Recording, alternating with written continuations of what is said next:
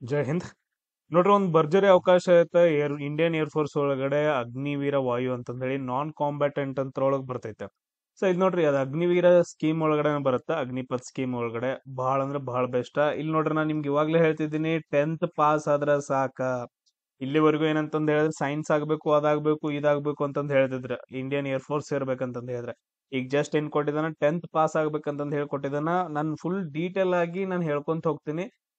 ನೀವ್ ಎಲ್ರು ಏನಂತಂದ್ ಹೇಳಿದ್ರೆ ಒಂದ್ಸರಿ ನೋಡ್ಕೊಡ್ರಿ ನೋಟಿಫಿಕೇಶನ್. ಆಮೇಲೆ ಏನಂತಂದ್ ಹೇಳಿದ್ರೆ ಅಪ್ಲೈ ಮಾಡ್ರಿ, ಮಿಸ್ ಮಾಡ್ಕೊಳಕ್ ಹೋಗ್ಬೇಡ್ರಿ ಯಾವ್ದು. ಇದಕ್ಕೆ ಏನಂತಂದ್ ಹೇಳಿದ್ರೆ ಒಂದ್ ₹100 ಖರ್ಚಾಗ್ಬೋದು ಅಷ್ಟೇ ನೀವು ಹೋಗಿ ಹಾಕಕ್. ಎಕ್ಸಾಮ್ ಯಾವಾಗ ಬರುತ್ತೋ ಹೋಗಿ ಬರೋದು. ಎಕ್ಸಾಮ್ ಏನಂತಂದ್ ಹೇಳಿದ್ರೆ ಇದು ಈಸಿ ಇರ್ತೈತೆ. ನೋಡ್ರಿ, ಅಗ್ನಿವೀರ ವಾಯು ನಾನ್ ಕಾಂಬ್ಯಾಟ್ ಅಂತ ಹೇಳಿ ಬಂದೈತೆ. 2025 ನೋಟಿಫಿಕೇಶನ್. ನಿಮ್ಗ ಲಾಸ್ಟ್ ಡೇಟ್ ಹಾಕಕ್ ಅಪ್ಲಿಕೇಶನ್ ಯಾವಾಗ ಅಂತಂದ್ ಹೇಳಿದ್ರೆ 24 ಫೆಬ್ರವರಿ. ಇದೇ ತಿಂಗಳ ಏನಂತಂದ್ ಹೇಳಿದ್ರೆ 24ನೇ ತಾರೀಕು ಲಾಸ್ಟ್ ಡೇಟ್ ಇರುತ್ತೆ. ಅದ್ರದ್ದು ಇಲ್ಲಿ ಐತ್ ನೋಡ್ರಿ, ಪೋರ್ಟಲ್ ಐತೆ, ಅಗ್ನಿಪಥ್ ವಾಯು .cdac.in ಹೋಗ್ಬಿಟ್ಟು ನೀವು ಚೆಕ್ ಮಾಡ್ಕೋಬೇಕು. ಏಜ್ ಎಷ್ಟೈತ್ ನೋಡ್ರಿ, ಏಜ್ ಎಷ್ಟೈತೆ ಅಂತಂದ್ ಹೇಳಿದ್ರೆ ಅಂದ್ರ 3ನೇ ತಾರೀಕು ಜುಲೈ 2004ರಿಂದ ಹಿಡ್ಕೊಂಡು, ಆ ದಿನದಿಂದ ಹಿಡ್ಕೊಂಡು 3 ಜನವರಿ 2008ವರೆಗೂ, 2004 ಜುಲೈಯಿಂದ ಹಿಡ್ಕೊಂಡು 2008 ಜನವರಿವರೆಗೂ ಏನಂತಂತ ಹೇಳಿದ್ರೆ ನೀವು ಅಪ್ಲಿಕೇಶನ್ ಅನ್ನ ಹಾಕ್ಬಹುದು. ಕ್ಲಿಯರ್ ಎಲ್ರಿಗೂ? ಸದಾದ ನಂತರ ಮ್ಯಾರಿಟಲ್ ಸ್ಟೇಟಸ್. ಸರ್, ಮದುವೆ ಆದ್ರೆ ನಡೀತೇನ್ರಿ? ಮದುವೆ ಆದ್ರೆ ನಡೆಯಂಗಿಲ್ಲ. ಮದುವೆ ಆಯ್ತು ಅಂತಂದ್ ಹೇಳಿದ್ರೆ ಎಲಿಜಿಬಲ್ ಇಲ್ಲ.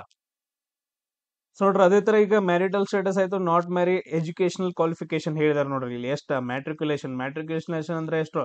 10th ಪಾಸ್ ಆದ್ರೆ ಸಾಕು. 10th ಪಾಸ್ ಆಯ್ತು ಅಂತಂದ್ ಹೇಳಿದ್ರೆ ನೀವು ಹಾಕ್ಬಹುದು. 10th ಪಾಸ್ ಆಯ್ತು ಅಂತಂದ್ ಹೇಳಿದ್ರೆ ಇದಕ್ ಹಾಕ್ಬಹುದು. ಸರ್, ಹೈಟ್ ಎಷ್ಟ್ ಐತ್ ನೋಡ್ರಿ, ಹೈಟ್ ನೋಡ್ರಪ್ಪ, 152 ಇದ್ರೆ ಸಾಕು. 152 ಸೆಂಟಿಮೀಟರ್ ಹೈಟ್ ಇದ್ರೆ ಸಾಕು. ಅವ್ನ್ ಕ್ಲಿಯರ್ ಆಗಿ ಕೊಟ್ಟಿದ್ದಾನ, 152 ಸೆಂಟಿಮೀಟರ್. ಚೆಸ್ಟ್ ಎಷ್ಟ್ ಇರ್ಬೇಕು? ಎಕ್ಸ್ಪಾನ್ಷನ್ ಆದ ನಂತರ 5 ಸೆಂಟಿಮೀಟರ್ ಜಾಸ್ತಿ ಆಗಿರ್ಬೇಕು. ನೀವು ಅದನ್ನ ಜಾಸ್ತಿ ಮಾಡ್ತಾರಲ್ಲ, ಅವಾಗ ಏನಂತಂದ್ ಹೇಳಿದ್ರೆ 5 ಸೆಂಟಿಮೀಟರ್ ಜಾಸ್ತಿ ಆದ್ರೆ ಸಾಕು. ಉಳಿದೆಲ್ಲ ನಿಮ್ಗೆ ಏನಂತಂದ್ ಹೇಳಿದ್ರೆ ನಾರ್ಮಲ್ ಆಗಿರೋ ಮೆಡಿಕಲ್ ಕಂಡೀಷನ್ಸ್ ಗಳಿದಾವ. ಎಲ್ರಿಗೂ ಕ್ಲಿಯರ್ ಆಯ್ತು ಇದಾ? ಸೊ ಹೈಟ್ ಎಷ್ಟ್ ಇರ್ಬೇಕು? 152 ಸೆಂಟಿಮೀಟರ್. ಸರ್, ಎಷ್ಟನಂತೆ ಪಾಸ್ ಆಗಿದ್ರೆ? 10th ಪಾಸ್ ಆಗಿದ್ರೆ ಸಾಕು. 10th ಪಾಸ್ ಆದವ್ರು ಎಲ್ರು ಏನಂತಂದ್ ಹೇಳಿದ್ರೆ ನೀವು ಹಾಕೋಬಹುದು. ಅದಾದ ನಂತರ ಬಾಡಿ ಮೇಲೆ ಟ್ಯಾಟೂ ಇದ್ರೆ ನೋಡ್ರಿ, ಪರ್ಮನೆಂಟ್ ಯಾರಾದ್ರೂ ಬಾಡಿ ಮೇಲೆ ಟ್ಯಾಟೂ ಇತ್ತಂತಂದ್ ಹೇಳಿದ್ರೆ ನೀವು ಎಲಿಜಿಬಲ್ ಇಲ್ಲ. ಡೈರೆಕ್ಟ್ ಕೊಟ್ಟಿದ್ದಾನೆ, ನಾಟ್ ಬಿ ಪರ್ಮಿಟೆಡ್ ಅಂತಂದ್ ಹೇಳ್ಬಿಟ್ಟು. ಬಾಡಿ ಮೇಲೆ ಟ್ಯಾಟೂ ಇತ್ತಂತಂದ್ ಹೇಳಿದ್ರೆ ನಿಮ್ಗ ಪರ್ಮಿಷನ್ ಇಲ್ಲ. ಸೊ ಎಲ್ರಿಗೂ ಇದು ಏನಂತಂದ್ ಹೇಳಿದ್ರೆ ನೆನ್ಪಿಟ್ಕೋಬೇಕು.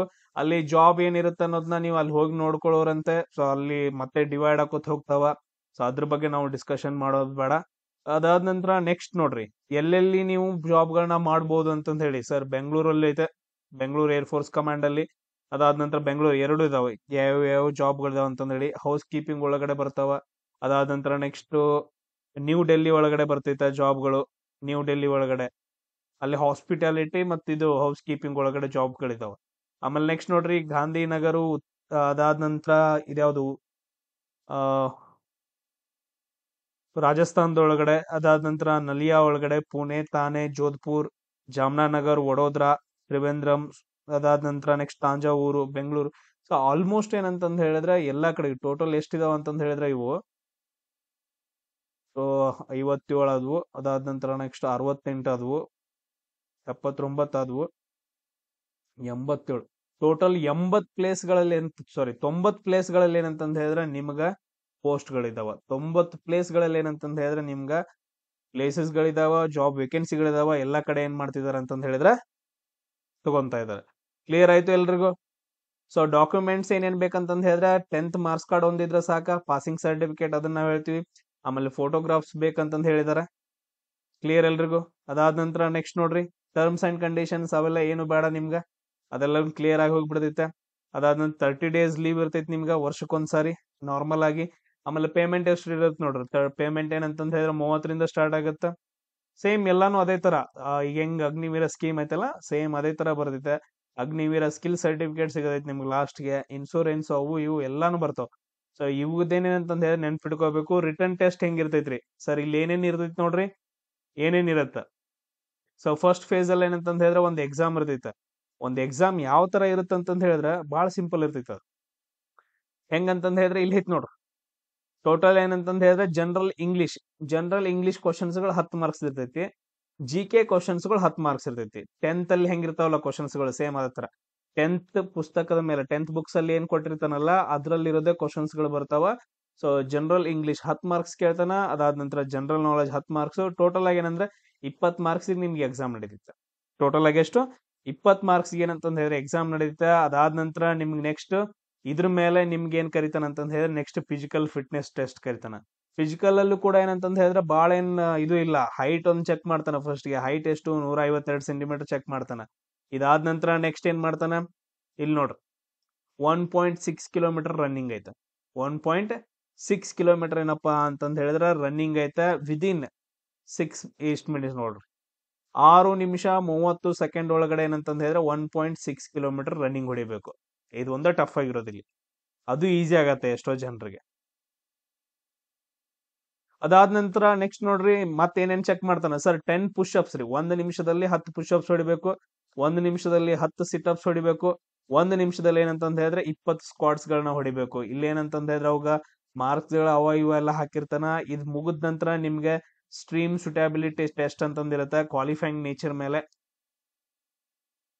ಸೊ ಇವ್ರು ಏನ್ ಮಾಡ್ತಾರ ಅಂತಂದ್ ಹೇಳಿದ್ರೆ ಈ ಟೆಸ್ಟ್ ಒಳಗಡೆ, ಸ್ಟ್ರೀಮ್ ಸ್ಟೆಬಿಲಿಟಿ ಟೆಸ್ಟ್ ಒಳಗಡೆ ನೀವು ಯಾವ ಜಾಬ್ ಅಪ್ಲೈ ಮಾಡಿರ್ತಿರಲ್ಲ ಆ ಜಾಬ್ ರಿಲೇಟೆಡ್ ಕೆಲವೊಂದು ಟಾಸ್ಕ್ ಗಳು ಇರ್ತಾವ, ಅವುಗಳನ್ನ ಪಾಸ್ ಮಾಡೋದಷ್ಟೇ ಈಸಿ ಇರ್ತೈತಿ. ಈಗ ಹೆಂಗ್ ಹೊಲ್ದಾಗ ನಾವು ಕೆಲಸ ಮಾಡಿರ್ತೀವಲ್ಲ ಸೇಮ್ ಅದೇ ತರ ಇರ್ತೈತೆ. ಅವುಗಳನ್ನ ಮುಗಿಸ್ಕೊಂಡ ನಂತರ ನಮ್ಗೆ ನೆಕ್ಸ್ಟ್ ಮೆಡಿಕಲ್ ಎಕ್ಸಾಮಿನೇಷನ್ ಇರ್ತೈತಿ. ಆಲ್ಮೋಸ್ಟ್ ಏನಂತಂದ್ ಹೇಳಿದ್ರೆ ಇದು ನೋಡ್ತಾರ, ಬಯೋಕೆಮಿಸ್ಟ್ರಿ, ಯೂರಿನ್ ಟೆಸ್ಟ್ ಮಾಡ್ತಾರ. ಅದಾದ ನಂತರ ನೆಕ್ಸ್ಟ್ ಹಿಮೋಗ್ಲೋಬಿನ್ ಅದು ಇದು ಎಲ್ಲ ಚೆಕ್ ಮಾಡ್ತಾರ, ಹಿಮೋ ಎಷ್ಟೈತೆ ಅಂತಂದ್ ಹೇಳಿ. ಅದಾದ ನಂತರ ರೇಡಿಯೋಗ್ರಾಫ್ ಚೆಸ್ಟ್ ಇದು ಮಾಡ್ತಾರ, ಆಮೇಲೆ ECG ಮಾಡ್ತಾರ. ಇವೆಲ್ಲಾ ಮುಗಿದ ನಂತರ ನೆಕ್ಸ್ಟ್ ಏನಾಗತ್ತ, ನಿಮ್ಗ ಮೆರಿಟ್ ಲಿಸ್ಟ್ ಅನ್ನ ಬಿಡ್ತಾರ.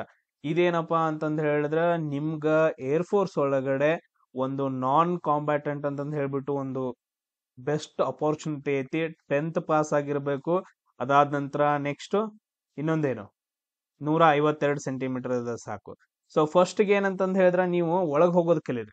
ಫಸ್ಟ್ ಏನಂತಂದ್ ಹೇಳಿದ್ರೆ ಮಿಲಿಟರಿ ಒಳಗಡೆ ಹೋಗೋದನ್ನ ಕಲೀರಿ. ಅದಾದ ನಂತರ ಅಲ್ಲಿ ಹೋದ ನಂತರ ಬೇಕಾದ್ರೆ ಚೇಂಜಸ್ ಮಾಡ್ಕೊಳಕ್ಕಿರ. ಫಸ್ಟ್ ಒಳಗ್ ಹೋಗೋದು, ಅದಾದ ನಂತರ ಬೇಕಾದ್ರೆ ನಮ್ಗೆ ಅದು ಬೇಕು ಇದು ಬೇಕಂತಂದ್ರೆ ಸ್ಟ್ಯಾಂಡರ್ಡ್ ಮೇಂಟೈನ್ ಮಾಡ್ಕೊಂಡು ಜಾಬ್ ಬೇಕಾದ್ರೆ ಚೇಂಜಸ್ ಮಾಡ್ಕೊಳಕ್ ಬರುತ್ತೆ. ಅಲ್ಲೇ ಎಕ್ಸಾಮ್ಸ್ ಗಳು ಇರ್ತಾವ, ಅದು ಇದು ಏನೇನೋ ಇರ್ತಾವ. ಮಿಸ್ ಮಾಡ್ಕೊಳಕ್ ಹೋಗ್ಬೇಡ್ರಿ, ಅಪ್ಲೈ ಮಾಡ್ರಿ. ಬೆಂಗಳೂರು ಒಳಗೂ ಅದಾವ, ಎಲ್ಲ ಸುತ್ತು ಕಡೆನೂ ಅದಾವ. ಒಂದ್ ಬೆಸ್ಟ್ ಅಪಾರ್ಚುನಿಟಿ ಎಲ್ರಿಗೂ.